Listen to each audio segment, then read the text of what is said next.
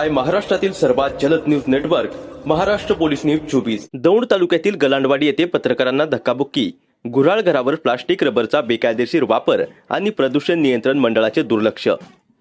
खुटबाव दौंड तालुक्यातील खुटबाव येथील गलांडवाडी परिसरात असणाऱ्या एका गुऱ्हाळ घरावर प्लास्टिक आणि रबरचा सर्रासपणे वापर केला जात असून यामुळे परिसरात मोठ्या प्रमाणात वायू प्रदूषण होत असल्याचा धक्कादायक प्रकार समोर आलाय। विशेष म्हणजे या गंभीर बाबीकडे महाराष्ट्र प्रदूषण नियंत्रण महामंडळाचे अक्षम्य दुर्लक्ष होत असल्याचे दिसून आले आहे। अलीकडेच अन्न व औषध प्रशासनाचे वरिष्ठ प्रशासकीय अधिकारी तुकाराम मुंडे यांनी गुऱ्हाळ घरांमध्ये गुळाच्या प्रक्रियेत बेकायदेशीररित्या वापरल्या जाणाऱ्या साखरेवर कडक बंदी घातली असतानाही या संबंधित गुऱ्हाळ घरात काही प्रमाणात साखर आढळून आली आहे। प्लास्टिक रबरचे ज्वलन आणि साखरेची भेसळ यामुळे आरोग्याशी खेळ सुरू असल्याचे उघड झाले आहे। या बेकायदेशीर प्रकाराचे वृत्त संकलन करण्यासाठी आणि वस्तुस्थिती जाणून घेण्यासाठी गेलेल्या पत्रकारांना तिथे अत्यंत हिंसक अनुभवाला सामोरे जावे लागले।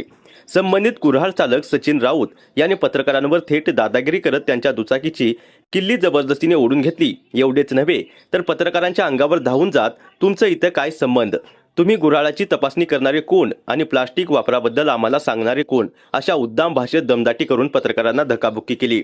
माजी आमदार रमेश थोरात यांच्या खुटबाव परिसरात जर गुऱ्हाळ चालक भर दिवसा लोकशाहीच्या चौथ्या स्तंभावर म्हणजेच पत्रकारांवर अशी दमदाटी आणि मुजोरी करत असतील तर या गुन्हेगारी प्रवृत्तीच्या चालकांना नक्की कोणाचा राज्याश्रय लाभला आहे, असा संतप्त सवाल आता सर्वसामान्य नागरिकांमधून उपस्थित केला जात आहे।